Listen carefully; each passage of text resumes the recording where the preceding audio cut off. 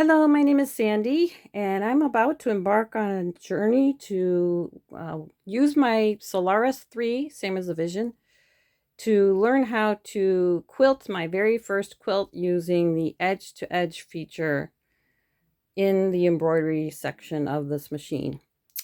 And as you can see, I've got my quilt all hooped in the large dime monster hoop. I think it's 10 5/8 by 16. I got a new bobbin loaded below deck, and I have my thread loaded up top. And the reason why I did not use the thread stand is because, and I also took off the top cover of the machine, is because when I use this dime hoop, in between hoopings, I can just take the top off, flip it over, rehoop, move the fabric over, and replace it. So I've got my quilt here all ready to go, the sandwich with the backing, the batting, and the top. And I had these, I don't know if you can see that. They're like crooked safety pins all over the place. I've taken them out because I'm just clearing the area where I'm going to hook a quilt. And so now I'm ready to go. As far as the thread goes, I'm using, I believe it's Deco Bob Wonderfill. It's like a goldish color, and it's very thin, so it's, I believe it's 80 or 90 weight, so it's very light and thin.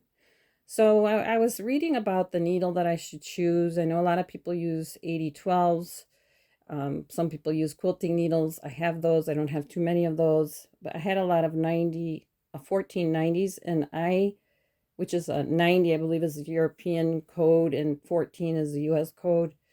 So I decided based on my reading that I was going to try the 14 because of the thickness of this sandwich that the needle has to go through.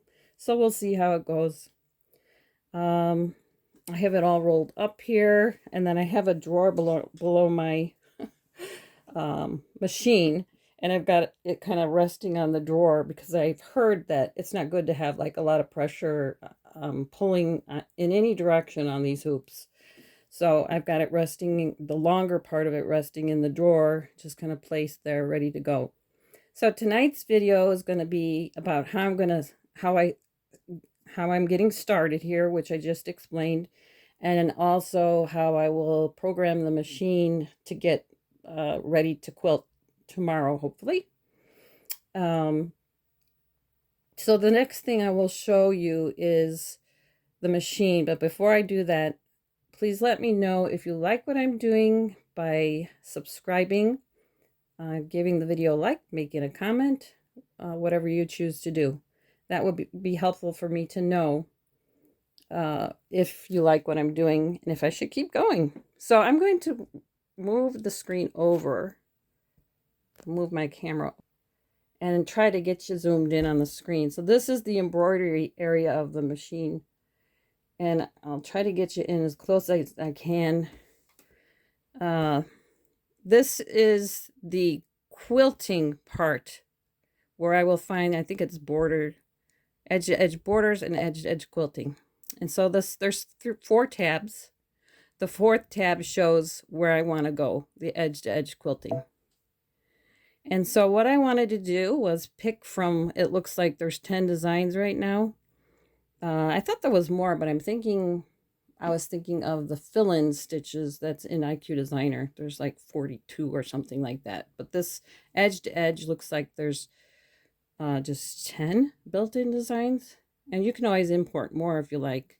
But these are the ones that are built into the machine that have the process of guiding you along edge-to-edge quilting. You can do any edge-to-edge pattern you like. It's not always like computer guided like these are. That's how I understand it. So I've decided to choose number 2, which is leaves. And I'm going to press set. And now I'm at a screen where I'm going to back up so you can see. Yeah. Okay, so we're at the top at number 1, and it wants me to program in the width, which is 42 inches. So I'm going to push 42 and set.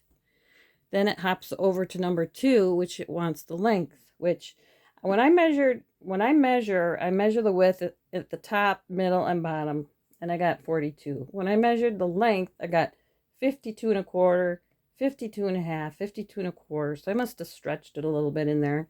So I'm going to use the 52 and a quarter, or 52.25, and then set. So now it should be at number 3, which is 10 5/8 by 16. And then select. Now we're at the flip option. So this is where it will show you if it's you pick your design, and it's just going to keep redoing the same design in the same angle, no change across the quilt. Then it will mirror it if I press this one. And I don't really like that one so much. So I can look at this one, which is like the original hooping design, and then it looks like it's flipping it upside down. Don't really like that one either for some reason, so I'm going to try the last one. And I really like that one. So I'm going to press OK. So now I should be at, yeah, I already did all 4, 1, 2, 3, 4. So now I go next. Now it's telling me 52 by 25 long by 42 wide. Total pieces is 20.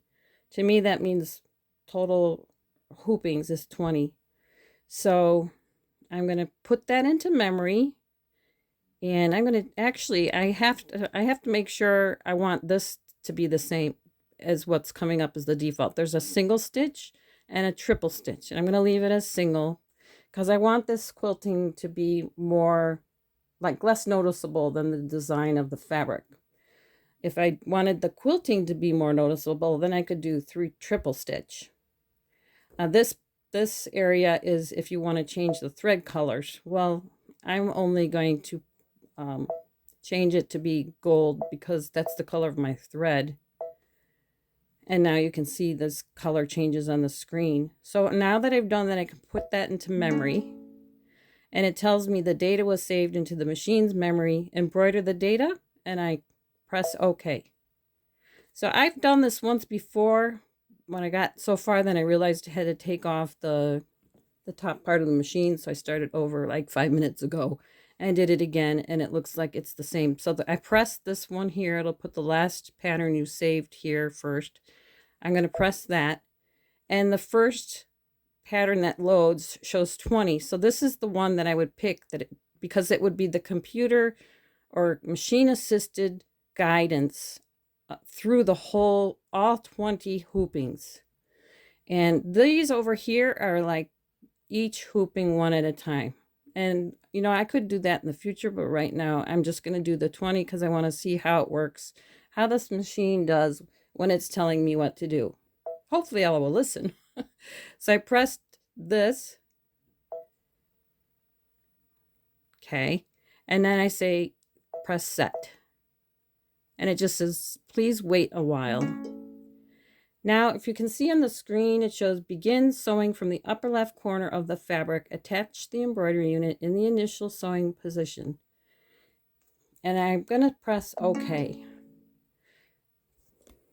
And that's where we're going to stop, because I just wanted to go over that we have our machine, the machine all ready to go, so that once, based on how I've hooped it, I can line it up, hopefully, right at the edge of this corner, like the right angle of the corner. And there will be a process. I can use the keys on the machine to get it to line up. But for now, we're going to stop here because I wanted to make sure that I got through this first part, because there's a lot to cover through the whole things, and then going through 20 hoopings. I don't think you're going to want to watch all of that, but for sure you'd want to watch the beginning where I'm setting things up and talking about things that I'm using as far as hoops and batting and how the layer was created, although there's a lot of people out there that can quilt a lot better than me. This is my first quilt and my first attempt at doing the edge-to-edge quilting, as I think I mentioned. So it's not going to be perfect, but we'll kind of go with the flow and see how we are. In the book, it showed that I should actually, after I put the sandwich together, that I should have drawn a line, or like a marker around the whole outside of the quilt. Well, I thought that if I could get the edges stuck down with the 505 glue, which is what spray glue, which is what I use, the temporary adhesive, that I wouldn't have to do that. So I think I'm okay. And I think that this monster hoop is holding it in place good enough. So I think I'm ready to go. So tomorrow night, I'm hoping to do my first video using this hoop and how it's set up right now. And we'll go back to this screen where we left off. So for now, I want to thank you for watching and hope to share with you again soon. If you like what I'm doing here, please make sure that you like my videos, subscribe, and we'll keep continuing on the journey. Thank you so much again.